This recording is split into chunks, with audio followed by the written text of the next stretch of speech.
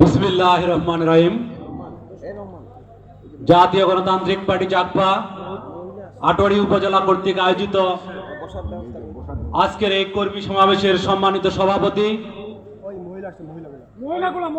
Radhanagar union জাগপার সম্মানিত সভাপতি জনাব তোফাজ্জল হোসেন, আজকের এই কর্মী সভায় অল্প কিছুক্ষণের মধ্যেই ভার্চুয়ালি সংযুক্ত হয়ে যিনি মূল্যবান বক্তব্য রাখবেন, জাতীয় গণতান্ত্রিক পার্টি জাগপার কেন্দ্রীয় কমিটির সম্মানিত সহসভাপতি মরহুম প্রিয় নেতা শফিউল আলম প্রধানের প্রিয় পুত্র জনাব ইঞ্জিনিয়ার রাশেদ আল প্রধান। আজকের এই অনুষ্ঠানে বিশেষ অতিথি হিসেবে উপস্থিত হয়েছেন পঞ্চগড় জেলা জাগপার সম্মানিত সহসভাপতি, যিনি একজন মানুষ গড়ার কারিগর, এক সময়ে পঞ্চগড়ের ছাত্র রাজনীতির জীবন্ত কিংবদন্তি, যিনি বারবার কারা নির্যাতিত হয়েছেন, জনাব শামসুজ্জামান বায়ন মাস্টার। আজকের এই অনুষ্ঠানে বিশেষ অতিথি হিসেবে উপস্থিত হয়েছেন পঞ্চগড় জেলা জাগপার সংগ্রামী সাংগঠনিক সম্পাদক, বারবার কারা নির্যাতিত নেতা জনাব কামাল হোসেন পাটোয়ারি। আজকের মঞ্চে উপস্থিত আছেন জাতির শ্রেষ্ঠ সন্তান, 1971 রণাঙ্গনের বীর মুক্তিযোদ্ধা, আটোয়ারী উপজেলা জাগপার সম্মানিত সভাপতি, আমাদের সবার অত্যন্ত শ্রদ্ধেয় ব্যক্তিত্ব জনাব বীর মুক্তিযোদ্ধা নজরুল ইসলাম। আজকের এই অনুষ্ঠানের মঞ্চে বিশেষ অতিথি হিসাবে উপস্থিত রয়েছেন পঞ্চগড় সদর উপজেলা জাগপার সংগ্রামী সাধারণ সভাপতি জননেতা জনাব আনারুল ইসলাম।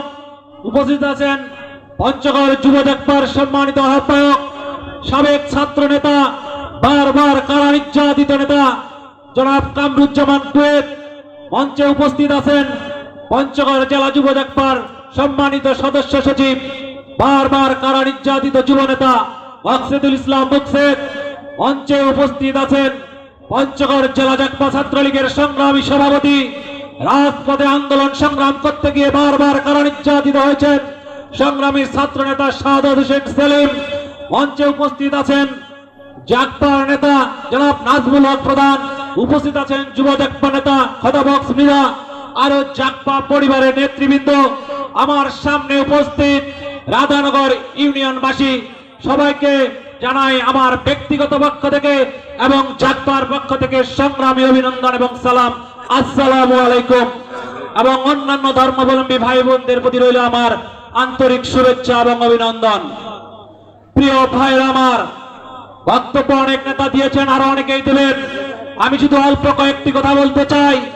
আজকে মঞ্চের সামনে আপনারা যারা উপস্থিত হয়েছেন, কিছু আমি দাড়ি পাকা মুরব্বী দেখতে পাচ্ছি, তাছাড়া বেশিরভাগই রয়েছে তরুণ যুবক এবং ছাত্র ভাইরা আমার, যাদের বয়স 30-এর কোঠায়, যারা বাংলাদেশের রাজনীতির সঠিক ইতিহাস জানে না, যাদেরকে জানতে দেওয়া হয় নাই।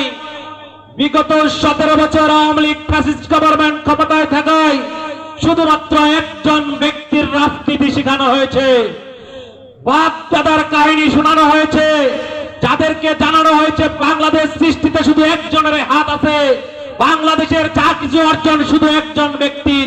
কে সে? শেখ মুজিবুর রহমানের নাম বলা হয়েছে, অথচ বাংলাদেশের স্বাধীনতা যুদ্ধে 30 লক্ষ শহীদ হয়েছে। প্রিয় ভাইরা আমার, 2 লক্ষ মা-বোন সম্ভ্রম হারিয়েছিল, তাদের ইতিহাস তরুণ সমাজকে জানতে দেওয়া হয় নাই।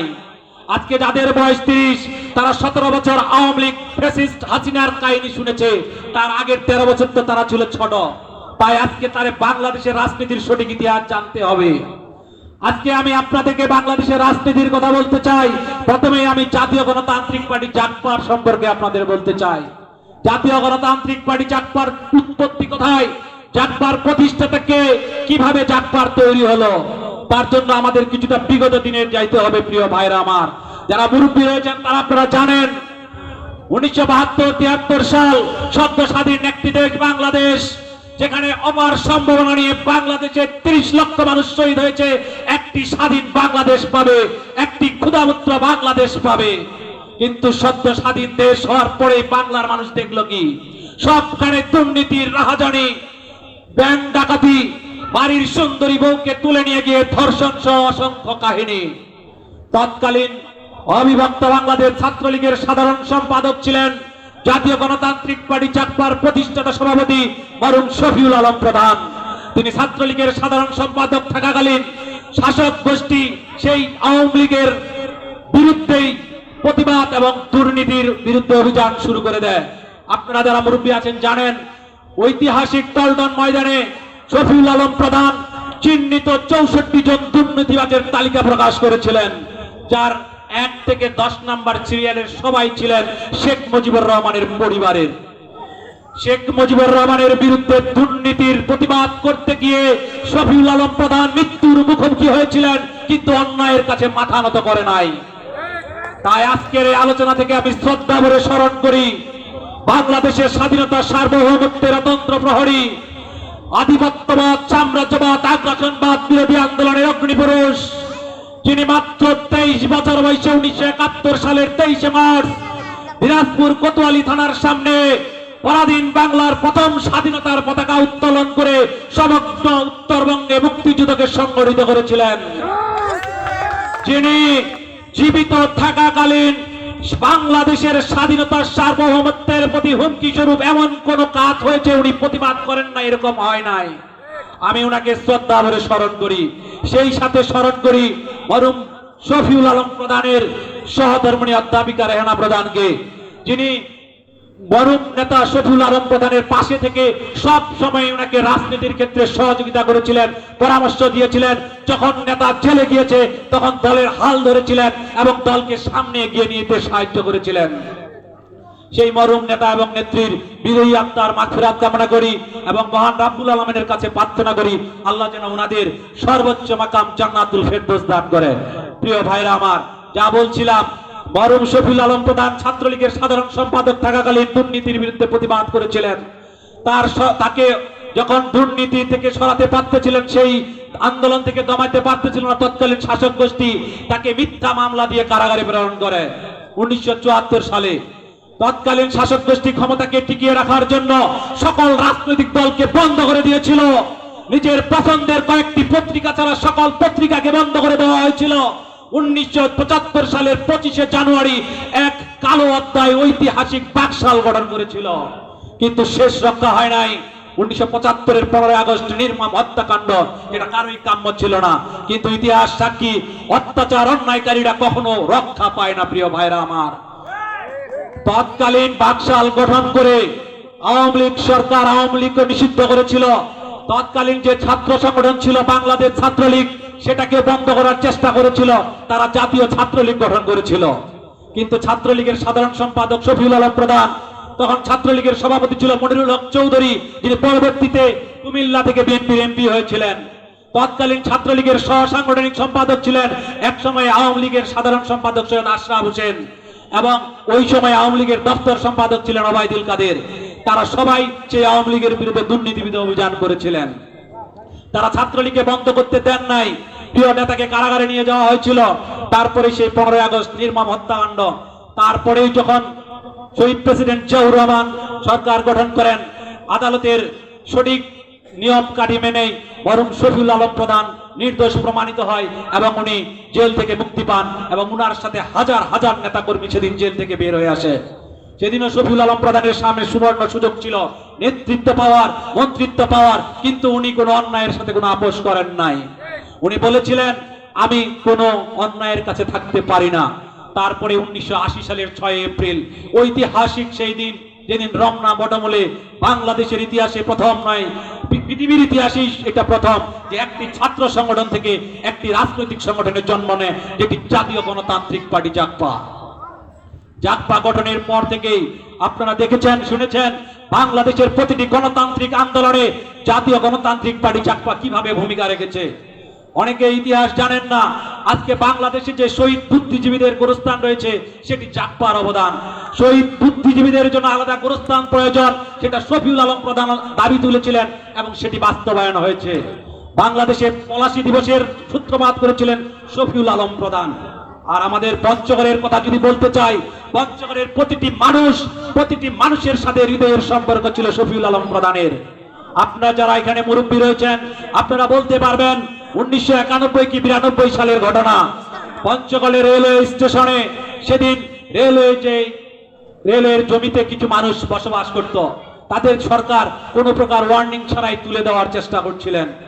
সেদিন শফিউল আলম শোনার সাথে সাথে ঢাকা থেকে ছুটে এসেছেন এবং সেদিন ওই বস্তি উচ্ছেদের জন্য ম্যাজিস্ট্রেট সহ সেনাবাহিনী, বিডিআর, পুলিশ, হাজার হাজার পুলিশ সেখানে পাহারা দিয়েছিল এবং বস্তি উচ্ছেদ করবে বলেছিল। সেদিন শফিউল আলম প্রধান মিছিলের সামনে দাঁড়িয়েছিলেন, ওনার শিশুপুত্র রাশেদ এবং শিশুকন্যা ব্যারিস্টার তাসমিয়া প্রধানের মিছিলের সামনে দিয়ে বলেছিলেন, এই বস্তি তখনই উচ্ছেদ করা যাবে যখন তাদের পুনর্বাসনের ব্যবস্থা করা হবে। তার আগে যদি এই বস্তি উৎখাত করার চেষ্টা করা হয় তাহলে প্রথম গুলিটা যদি করে সেটা আমার সন্তানের উপর হবে, দ্বিতীয় গুলিটা আমার উপরে হবে, তারপর আমার পঞ্চগড়ের মানুষের বুকে গুলি চলবে। প্রিয় ভাইরা আমার, আপনারা আরো জানবেন, পঞ্চগড়ে আমাদের একটি ইউনিয়ন রয়েছে, বেরুবাড়ি ইউনিয়ন। 1973 সালে ইন্দিরা মুজিব চুক্তির মাধ্যমে বলা হয়েছিল লালমনিরহাটের সেই বুড়িমারি যে উপজেলা রয়েছে সেখানে 3 বিঘা করিডোর আঙ্গর পদাগজেরকে বলা হয়, সেখানে আমরা 3 বিঘা করিডোর আমাদেরকে দিবে, বিনিময়ে আমরা বেরুবাড়ি ইউনিয়ন তাদেরকে দেব। আমরা 73 বেরুবাড়ি ইউনিয়ন তাদেরকে দিয়ে দিয়েছিলাম, কিন্তু 3 বিঘা করিডোর আমরা 15 সাল পর্যন্ত পাই নাই। প্রিয় নেতা শফিউল আলম প্রধান বেঁচে থাকাকালীন বেরুবাড়ি ইউনিয়নের অভিমুখে লং মার্চ করেছিলেন, সেখানেও তিনি তার শিশুপুত্র শিশুকন্যাকে মিছিলের সামনে দিয়ে উনি পিছনে দাঁড়িয়ে বলেছিলেন, এই বেরুবাড়ি উদ্ঘাটন না হওয়া পর্যন্ত আমাদের এই লং মার্চ চলবে। একটা যদি গুলি চলে সেটি চলবে আমার সন্তানের উপরে, আমার উপরে, তারপরে আমার পঞ্চগড়ের মানুষের উপরে। প্রিয় ভাইরা আমার, অত্যন্ত দুঃখজনক হলো সত্য, অনেক ষড়যন্ত্র করা হয়েছে শফিউল আলম প্রধানের বিরুদ্ধে, তাকে কখনো ক্ষমতার মসনদে যেতে দেওয়া হয় নাই। তারপরেও শফিউল আলম প্রধান ছিলেন বাংলাদেশের আপামার জনগণের প্রাণের নেতা। আমি প্রিয় নেতার সাথে বাংলাদেশের 64টি জেলা ঘোরার সুযোগ হয়েছে, আমি যেখানে গিয়েছি দেখেছি শফিউল আলম প্রধানের ভক্তের কোনো শেষ নাই, যেই গেছে সবাই দৌড়ে এসেছে এবং বুকে জড়িয়ে নিয়েছে। প্রিয় ভাইরা আমার, কিন্তু আমরা পঞ্চগড়ের মানুষ অত্যন্ত দুর্ভাগ্য, সেই প্রিয় নেতাকে আমরা কখনো একটিবারের জন্য সংসদে নিতে পারি নাই। প্রিয় ভাইরা আমার, আপনাদের প্রতি আমি আহ্বান জানাই, প্রিয় নেতা মরহুম শফিউল আলম প্রধান আমাদের মাঝে আজকে নেই, কিন্তু তার যোগ্য উত্তরসূরি বা জাতীয় গণতান্ত্রিক পার্টি চাকপার বর্তমান সভাপতি ব্যারিস্টার তাসমিয়া প্রধান, যিনি একজন আন্তর্জাতিক মানের আইনজীবী, বাংলাদেশ সুপ্রিম কোর্টে যিনি আইন পেশায় নিযুক্ত রয়েছেন, সারা বাংলাদেশের এমন কোন মানুষ নাই যে ব্যারিস্টার তাসমিয়া প্রধানকে চিনে না। আজকে ব্যারিস্টার তাসমিয়া প্রধান বর্তমান যে ইন্টার্ন গভর্নমেন্ট রয়েছে, অন্তর্বর্তীকালীন সরকারের কাছেও একজন গ্রহণযোগ্য ব্যক্তি। যখন এই গভর্নমেন্ট রাজনৈতিক দলগুলোর সাথে রাজনৈতিক মত বিনিময় করেছেন, ব্যারিস্টার তাসমিয়া প্রধানকেও তারা ডেকে নিয়েছেন এবং একান্ত আলাপ আলোচনায় রাজনৈতিক দল হিসেবে জাকপা এবং নেত্রী হিসেবে ব্যারিস্টার তাসমিয়া প্রধানের ভূয়সী প্রশংসা করেছে। প্রিয় ভাইরা আমার, শফিউল আলম প্রধানের সুযোগ্য পুত্র ইঞ্জিনিয়ার রাশেদ প্রধান আজকে বাংলাদেশের 12টি রাজনৈতিক দলের মুখপাত্র এবং সমন্বয়ক। আজকে আপনারা যারা ইলেকট্রনিক্স মিডিয়া এবং প্রিন্টিং মিডিয়া সহ বিভিন্ন মিডিয়ার মাধ্যমে জড়িত আছেন, আজকে আপনারা ফেসবুকে, ইউটিউবে ঢুকলে দেখতে পারবেন রাশেদ প্রধান বাংলাদেশের রাজনীতিতে তার অবদান কতটুকু। তিনি প্রতিটি রাজনৈতিক আন্দোলন সংগ্রামে সাহসিকতার সাথে পিতার মতো বজ্র কণ্ঠে, বিদ্রোহী কণ্ঠে প্রতিটি দুর্নীতির এবং প্রতিটি ঘটনার প্রতিবাদ করে। প্রিয় ভাইরা আমার, আজকে আমরা রাধানগর ইউনিয়নে জাকপার কর্মী সমাবেশ করছি।